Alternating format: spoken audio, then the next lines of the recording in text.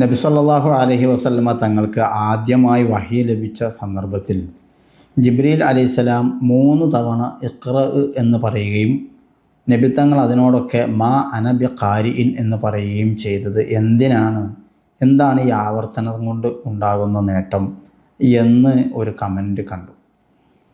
വാസ്തവത്തിൽ ഇത് ആവർത്തനമല്ല എന്ന അഭിപ്രായം പറഞ്ഞ പണ്ഡിതന്മാരുണ്ട്.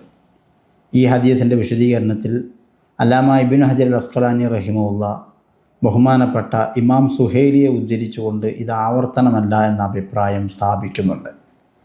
ജിബ്രീൽ അലൈഹിസ്സലാം വന്ന് ഇഖ്റ ഓതു നബിയെ എന്ന് പറയുന്ന സന്ദർഭത്തിൽ മാ അന ബി ഖാരിഇൻ, ഞാൻ അങ്ങനെ ഓതുന്ന ആളല്ലല്ലോ എന്നാണ് ബഹുമാനപ്പെട്ട ജിബ്രീൽ അലൈഹിസ്സലാമിനോടുള്ള റസൂലുള്ളാഹി തങ്ങളുടെ പ്രതികരണം. അപ്പോൾ ജിബ്രീൽ അലൈഹിസ്സലാം ആവർത്തിച്ച് വീണ്ടും ഇഖ്റ ഓതു എന്ന് തന്നെ പറയുകയാണ്. അവിടുന്ന് വീണ്ടും പറയുന്നു മാ അന ബി ഖാരിഇൻ, ഞാൻ എങ്ങനെ ഓതാനാണ് എന്ന് പറയുന്നത് ഓതാൻ അറിയുകയില്ല എന്ന ആശയമല്ല, മറിച്ച് ഓതേണ്ടതിൻ്റെ രീതിശാസ്ത്രം വശമില്ല എന്ന അർത്ഥമാണല്ലോ പ്രകാശിപ്പിക്കുന്നത്. അപ്പോഴും ജിബ്രീൽ അലൈഹിസ്സലാം വീണ്ടും പറയുന്നു ഓതു നബിയെ. വീണ്ടും മാ അന ബി ഖാരിഇൻ, ഞാൻ എന്താണ് ഓതേണ്ടത് എന്ന് റസൂലുള്ളാഹി തങ്ങൾ ചോദിക്കുന്നു. ഇവിടെയാണ് ഫഖാല, അപ്പോൾ ജിബ്രീൽ അലൈഹിസ്സലാം അവിടത്തേക്ക് ഓതി കേൾപ്പിച്ചു ഇഖ്റ ബിസ്മി റബ്ബിക്കല്ലദീ ഖലഖ്. വിശുദ്ധ ഖുർആൻ്റെ അവതരണം അങ്ങനെയാണ് ഉണ്ടാകുന്നത്. ഇതാണ് അല്ലാമ സുഹൈലി റഹിമഹുല്ല അതിനെക്കുറിച്ച് രേഖപ്പെടുത്തിയിട്ടുള്ളത്.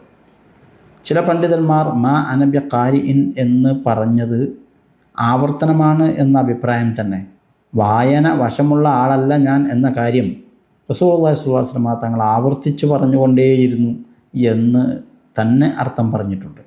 അങ്ങനെ പറയുമ്പോൾ പൂർവ്വവേദങ്ങളിലെല്ലാം അവിടുന്ന് ഉമ്മിയാണ് എന്ന് പരാമർശിക്കപ്പെട്ട ആ വസ്തുത ഒന്നുകൂടെ അരക്കിട്ടുറപ്പിക്കുന്നതാണ് ആ സാഹചര്യം എന്നാണ് നാം മനസ്സിലാക്കേണ്ടത്.